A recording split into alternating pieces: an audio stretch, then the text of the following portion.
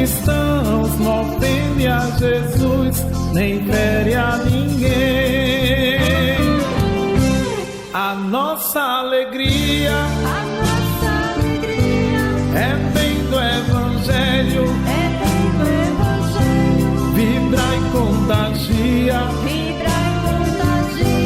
da criança ao velho, mesmo entre perigos, daremos as mãos, como bons amigos, como bons cristãos.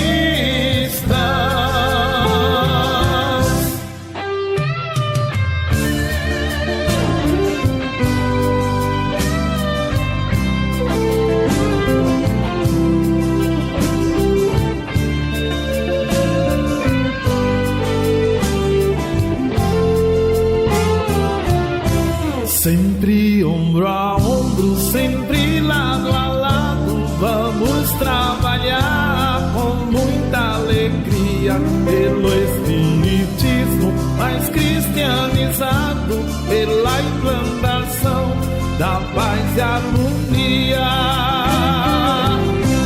A nossa alegria